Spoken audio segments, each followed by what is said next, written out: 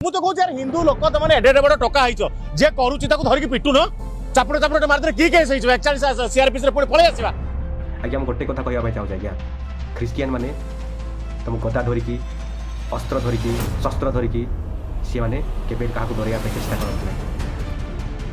ସେମାନେ ଶାସ୍ତ୍ର ଧରିକି ସେମାନେ ଲୋକଙ୍କୁ ଜବାବ ଦିଅନ୍ତି ଆଜ୍ଞା, ନା କି ଅସ୍ତ୍ର ଶସ୍ତ୍ର ଧରିକି। ଆଉ ସେଇ କାମ କରୁଛନ୍ତି ଆପଣ ଆଜ୍ଞା, ସେଇ କାମ କରୁଛନ୍ତି ଆପଣ। ମୁଁ 3 ଜଣଙ୍କୁ ଟାର୍ଗେଟ କରି କହୁଛି, ତପି ଭାଇ, ସନ୍ଦୀପ ଭାଇ ଏବଂ ଯେଉଁ ସୋସିଆଲ ଟକର ଭାଇ।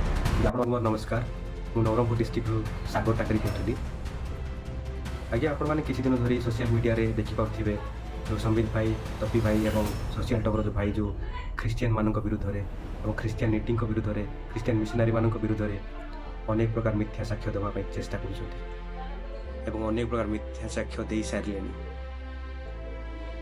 ଆଜ୍ଞା ମୁଁ ଏଠାରେ ମୋର ନିଜ ମତ କିଛି ରଖିବା ପାଇଁ ଚାହିଁବି।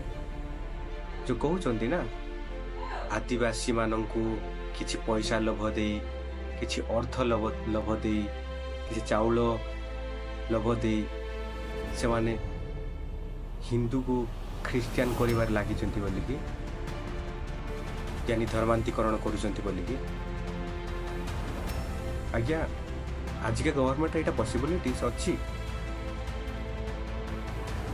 କାରଣ ଆଜିକାଲିକା ଗଭର୍ଣ୍ଣମେଣ୍ଟ ତ 5 କିଲୋ ଜଣଙ୍କ ପିଛା ଚାଉଳ ଦେଉଛି ଆଜ୍ଞା।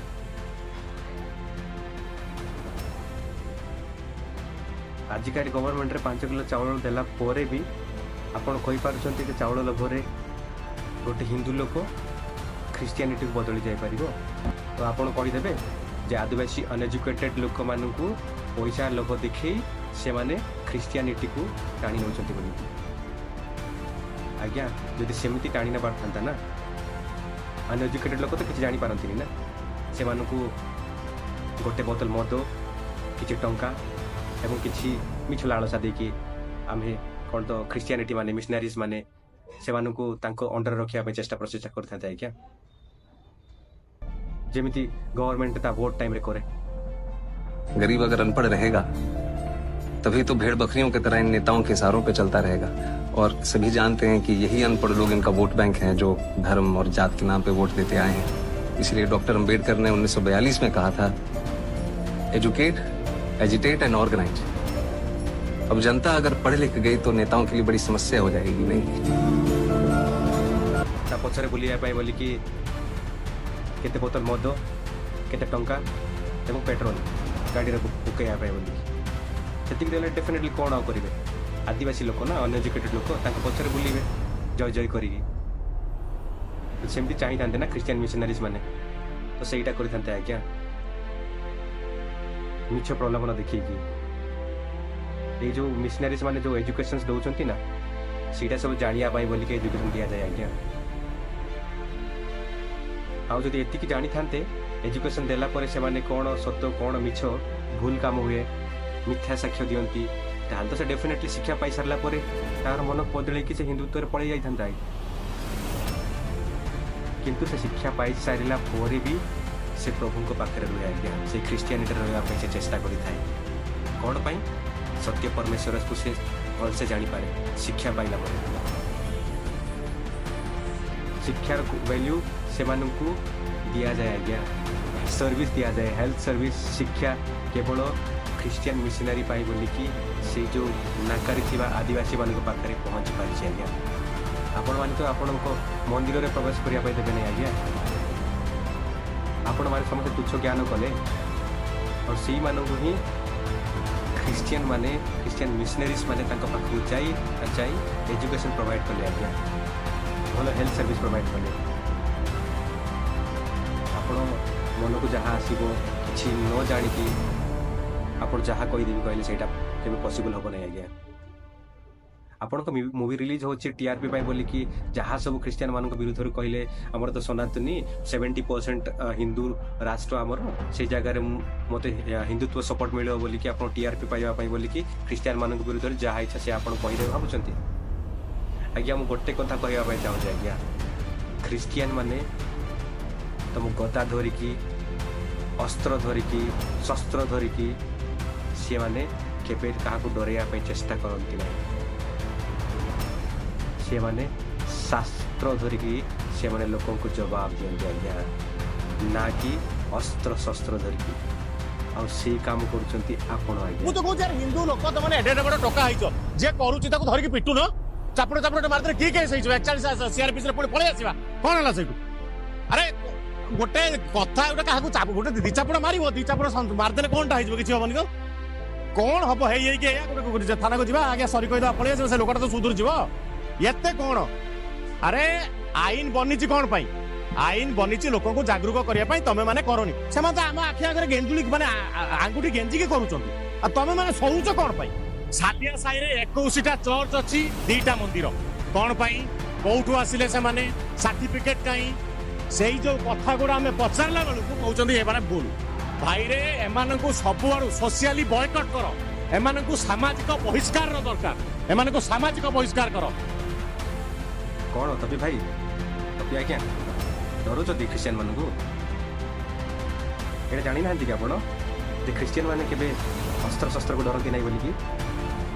ଖ୍ରୀଷ୍ଟିଆନ ମାନେ କେବଳ ଶାସ୍ତ୍ରକୁ ଡରନ୍ତି ଆଜ୍ଞା। ଆଉ ସେଇ ଶାସ୍ତ୍ରର ଜ୍ଞାନ ଆପଣଙ୍କୁ ଦେଉଛି। ଦେଖିବେ ବାଇବେଲ କ'ଣ କୁହେ ସେଇ ବିଷୟରେ। ତପି ଭାଇ ଦେଖନ୍ତୁ, ଏଇଟା ହେଲା ପବିତ୍ର ବାଇବେଲ। ଆମେ କେବଳ ଏଇ ଶାସ୍ତ୍ରକୁ ଡରିଥାଉ ଆଜ୍ଞା, କେବେ ଅସ୍ତ୍ରକୁ ଡରୁନୁ। ଆଉ ଆପଣଙ୍କୁ ଦେଖେଇ ଦେଉଛି କୁହନ୍ତୁ।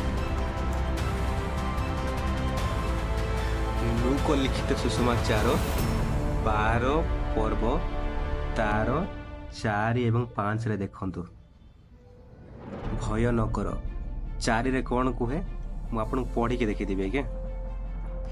କିନ୍ତୁ ମୋର ବନ୍ଧୁ ଯେ ତୁମ୍ଭମାନଙ୍କୁ ମୁଁ କହୁଅଛି, ଯେଉଁମାନେ ଶରୀରକୁ ବୋଧ କରନ୍ତି ମାତ୍ର ତାହା ପରେ ଆଉ କିଛି କରିପାରନ୍ତି ନାହିଁ, ସେମାନଙ୍କୁ ଭୟ କର ନାହିଁ। ଦେଖିପାରିଲେ ଆଜ୍ଞା? ଆଉ ଗୋଟେ ପଢ଼ି ଦେଉଛି ସବୁ। କିନ୍ତୁ କାହାକୁ ଭୟ କରିବ ତାହା ମୁଁ ତୁମମାନଙ୍କୁ ଜଣାଇବି। ବାଇବେଲ ଏଇଟା ବି କୁହେ ଯେ କାହାକୁ ଭୟ କରିବା କଥା ଆଉ କାହାକୁ ଭୟ ନ କରିବା କଥା। 5ରେ ଦେଖନ୍ତୁ, କିନ୍ତୁ କାହାକୁ ଭୟ କରିବ ତାହା ମୁଁ ତୁମମାନଙ୍କୁ ଜଣାଇବି। ବଧ କଲା ଉତ୍ତାରେ ନରକରେ ନିକ୍ଷେପ କରିବା ନିମନ୍ତେ ଯାହାଙ୍କର ଅଧିକାର ଅଛି ତାହାଙ୍କୁ ଭୟ କର। କାହାକୁ? ନରକରେ ନିକ୍ଷେପ କରିବା ନିମନ୍ତେ ଯାହାର ଅଧିକାର ଅଛି ତାହାଙ୍କୁ ଭୟ କର। ହଁ, ମୁଁ ତୁମମାନଙ୍କୁ ସତ୍ୟ କହୁଅଛି, ତାହାଙ୍କୁ ଭୟ କର। ଏତିକିରେ ତ ଆପଣ ଜାଣିପାରିଥିବେ ଆଜ୍ଞା। ଆପଣ ହିଁ କୁହନ୍ତି ନା କର୍ମ ହିଁ ଧର୍ମ ବୋଲିକି। ସେଇ କର୍ମ କ'ଣ ପାଇଁ ଆପଣ କରୁନାହାନ୍ତି? କି ଯେଉଁ ଜାଗାରେ ଏଜୁକେସନ୍ ପହଞ୍ଚି ପାରୁନି ସେ ଜାଗାରେ ଆପଣ ଏଜୁକେସନ୍ ନେଇକି ଯାଇପାରୁନାହାନ୍ତି କ'ଣ ପାଇଁ? ଯେଉଁ ଜାଗାରେ ଭଲ ହେଲ୍ଥ ସର୍ଭିସ୍ ପହଞ୍ଚି ପାରୁନି ସେ ଜାଗାରେ ଆପଣ କ'ଣ ପାଇଁ ହେଲ୍ଥ ସର୍ଭିସ୍ ନେଇକି ଯାଇପାରୁନାହାନ୍ତି? କାହିଁକିନା ଗୀତାରେ ତ ଲେଖା ଅଛି ନା କର୍ମ ହିଁ ଧର୍ମ ବୋଲିକି। ଆଜ୍ଞା ଯଦି ସେମିତି ରହିଥାନ୍ତା କହିଲେ ନା, ଖ୍ରୀଷ୍ଟିଆନିଟି ମାନଙ୍କର ଯେଉଁ ଏଜୁକେସନ୍ ଲେଭେଲଟା, ଖ୍ରୀଷ୍ଟିଆନିଟି ମାନଙ୍କର ଯେଉଁ ହେଲ୍ଥ ସର୍ଭିସଟା ଆପଣ କେବେ ସୁଝିପାରିବେ ନାହିଁ ଆଜ୍ଞା। ସେମାନେ ଧର୍ମ ନାଁରେ ନେଇକି ସେମାନେ ସର୍ଭିସ୍ ଦିଅନ୍ତି ନାହିଁ। ଆଉ ଏଇଟା ଲେଖା ବି ଯାଏ ବାଇବେଲରେ ଏଇଟା ବି ଲେଖା ଅଛି ଆଜ୍ଞା, ଭଲ କର୍ମ କଲେ କିଏ ସ୍ୱର୍ଗ ରାଜ୍ୟକୁ ଯାଇପାରନ୍ତି ନାହିଁ। କିନ୍ତୁ ପ୍ରଭୁ ଯୀଶୁଙ୍କୁ କିଏ ବିଶ୍ୱାସ କରୁଛି, ପ୍ରଭୁ ଯୀଶୁଙ୍କୁ ଯିଏ ଭରସା କରୁଛି, ପ୍ରଭୁ ଯୀଶୁଙ୍କ ଅନୁଗ୍ରହରେ ସିଏ ସ୍ୱର୍ଗକୁ ଯାଇପାରେ ଆଜ୍ଞା। ଯଦି ସେମିତି ହେଇଥାନ୍ତା କହିଲେ ନା, ଯାହା ପାଖରେ ଅଧିକା ପଇସା ଅଛି, ଯିଏ ଅଧିକା ଡୋନେସନ୍ ଦେଉଛି ସିଏ ହିଁ ସ୍ୱର୍ଗକୁ ଯାଇପାରିଥାନ୍ତା। କିନ୍ତୁ ପ୍ରଭୁ ଧନୀମାନଙ୍କ ପାଇଁ ଯିଏ ସାହାଯ୍ୟ କରୁଛନ୍ତି ତାହାଙ୍କ ପାଇଁ ନାହିଁ, ସମସ୍ତଙ୍କ ପାଇଁ ଆସିଛନ୍ତି। ଧନୀ, ଗରିବ, ଦୁଃଖୀ, ଦରିଦ୍ର ସମସ୍ତଙ୍କ ପାଇଁ ବୋଲି ପ୍ରଭୁ ଆସିଛନ୍ତି। ଯିଏ ପ୍ରଭୁଙ୍କଠାରେ ବିଶ୍ୱାସ କରେ ସିଏ ଅନନ୍ତ ଜୀବନ ପାଇ ସେ ସ୍ୱର୍ଗକୁ ଯାଏ। ନା କି ଯିଏ ଭଲ କାମ କରେ, ଯିଏ ଲୋକଙ୍କୁ ସାହାଯ୍ୟ କରେ ସେ ସ୍ୱର୍ଗକୁ କେବେ ଯିବ ନାହିଁ। ଏଠିକି ଜାଣିଥିବେ ଆଜ୍ଞା, ଏତିକି ଜାଣିଥିବେ ବାସ୍। ଆଉ ବହୁତ ଲୋକ କ୍ୱେଶ୍ଚିନ୍ କରନ୍ତି ନା, ବହୁତ ଲୋକଙ୍କ ମନରେ ଡାଉଟ୍ ଅଛି ସିଏ ତ ନିଜକୁ ବଞ୍ଚେଇ ପାରିଲେ ନାହିଁ, ଆଉ ମନୁଷ୍ୟମାନଙ୍କୁ କେମିତି ବଞ୍ଚେଇବେ ବୋଲି। ଆଜ୍ଞା ମୁଁ କହିଲି ପରା, ଶାସ୍ତ୍ର ଅନୁସାରେ ମୁଁ ଆପଣଙ୍କୁ କହିବି, ଆସନ୍ତୁ ଦେଖେଇବି। ଯୀଶୁଙ୍କ ପୁନରୁତ୍ଥାନ ଏଠାରେ ଲେଖାଯାଏ, କିନ୍ତୁ ଦୂତ ସ୍ତ୍ରୀ ଲୋକମାନଙ୍କୁ ଉତ୍ତର ଦେଲେ, ତୁମେମାନେ ଭୟ କର ନାହିଁ, କାରଣ ତୁମେମାନେ ଯେ କ୍ରୁଶରେ ହତ ଯୀଶୁଙ୍କର ଅନ୍ୱେଷଣ କରୁଅଛ ତାହା ମୁଁ ଜାଣେ। ସେ ଏଠାରେ ନାହାନ୍ତି, କାରଣ ସେ ଯେପରି କହିଥିଲେ ସେହିପରି ଉଠି ଅଛନ୍ତି। ଆସ, ସେ ଯେଉଁଠାରେ ଶୋଇଥିଲେ ସେହି ସ୍ଥାନ ଦେଖ। आउ तुम्हें मैंने शीघ्र जाई ताहांको शिष्य मानक कह से भृत्य मानक मध्य उठी अच्छी पुणी देख से तुम मानक आगे गालिली की जाऊँच सेठारे तुम्हें मैंने ताहांकर दर्शन पाइब देख मु तुमको कहली आउ देख जे से साक्षात करी कहले तुमମାନଙ୍କର मंगल हो तो से माने निकट को आसी ताहांकर पाद धरी ताहांको प्रणाम कले एठारे कौन जगी थिले किए लोक जगी थिले कि तार शिष्य मैंने आसी जमती कि शरीर को लेकिन कहे कि मिछ मिछ ये मिछरे कहे कि प्रभु तृतीय दिन उठिले बोलिके ये जगिकी थिले प्रभु तृतीय दिन से उठिला बोली ये प्रूफ है प्रभु तृतीय दिन उठिले बोली ये प्रूफ है जापारे आपण ये तो आपण जापारे जे मृत्यु को जय करथिबा ईश्वर है कौ ईश्वर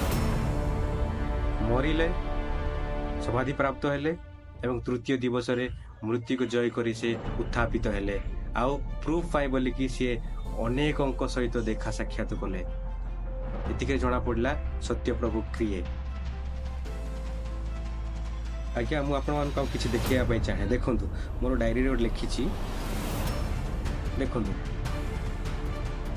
आज्ञा आपण कथा अनुसार जो आदिवासी अनएजुकेटेड कहती ना से तो मोस्ट इम्पोर्टेंटली एजुकेशन और सर्विस दरकार थाए ना हेल्थ सर्विस तो मु खाली गोटे कथा कहवाई चाहे एजुकेशन और सर्विस किए दौरान क्या दिया होची आउ केते बेले दिया होची देखि पार्थिबे who is giving Christian missionary is giving मोर गोटे क्वेश्चन रहा आपन कौन पाई दौना टू होम गिविंग क्या दौरान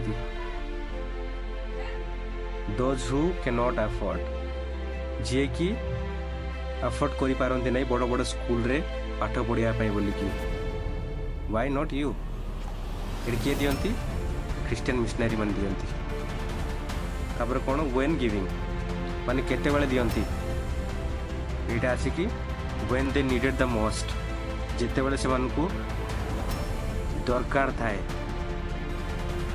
सेती बेले क्रिश्चियन मिशनरीज माने तांको पाखरे जाई कि ए दीटा प्रोवाइड करंती कोटा एजुकेशन आउ हेल्थ सर्विस आपण केबे भी आदिवासी मानक ये डिफेम कर पारे नहीं आज्ञा आदिवासी मैंने आजिकल दिन में बहुत बड़ पोस्ट गले आज्ञा से आदिवासी अनएजुकेटेड होती से बहुत एजुकेशन पाई सारे आउ एजुकेशन रे आमर क्रिश्चियन मिशनरीज मानकर हाथ जो अच्छी से भी भूली पारे नहीं आज्ञा को प्रकार भाबे सांघातिक भाबे धर्मांतरीकरण होची सेटा खाली संबलपुर रे जो रैली करा गला ना 100 संख्या लोक माने सेउडा आपण जानि पड़ते निजो को दलित आदिवासी कहि कि जय भीम रा नारा लगे कि मिशनरी मानकर षडयंत्र माने समर्थन रे गोटे फिल्म को विरोध करबे राजरास्ता को ले जदी 100 संख्या रे लोक माने एडू जानि पारुथिबे फंडिंग को भलिया आसुची आ को भलिया ए मानकर ब्रेन वॉश कर देछि कौन कहले फंडिंग अरे आपण केते नेबे आगे फंडिंग कोंतु धर्म चेंज करिया पाई बोली कि ये फिर सरकार केते नेबो आज्ञा कहीं क्रिश्चियन लोक मान पाखे तो अधिक पैसा अच्छी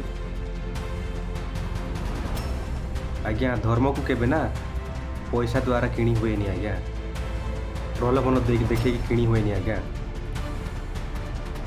मन परिवर्तन करा जाए सेटा को कहा जाए सेटा को पैसा देकी प्रलोभन देखिए किए केबे धर्म परिवर्तन करे ना आज्ञा एतिक जानी थिबो गुइंदा विभाग गंजेटा रे खोई पड़िछि नले गुइंदा विभाग रो समस्त मिशनरी के पाखो 5 बस्ता चावल नै आथिबि नले से मानको ए कौन कहले सोशल टॉक भाई 5 बस्ता चावल 5 बस्ता चावल रे किए कौन निज धर्म छाड़ी क्रिश्चियनिटी को पळै आसे आज्ञा से जगह तो आपण 10 बस्ता देबे कहले पुणी थोर से हिंदुत्व रे फेरी आसीबो सी आज्ञा किछि कथा कहया पूर्व 10 थर भाबंतु आज्ञा कि 10 बस्ता चावल पाई बोली कि निज रिलीजन छाड़ी के अन्य रिलीजन को जीवा पाई केबे भी चेष्टा करेनी कहली परा गवर्नमेंट तो चाउल दूची 5 किलो जनक पिछा सेटा सब दे सारला परे भी जने लोक चाउल पाई बोली कि निज धर्म छाड़ी अन्य धर्म को जीवो कहली परा आपनकर नॉलेज टिके ठीक करंतु खाली बीजेपी हेलेनी ना बीजेपी गवर्नमेंट ठीक बट आपण जो कथावार्ता करछन ना बिल्कुल ठीक नहीं आज्ञा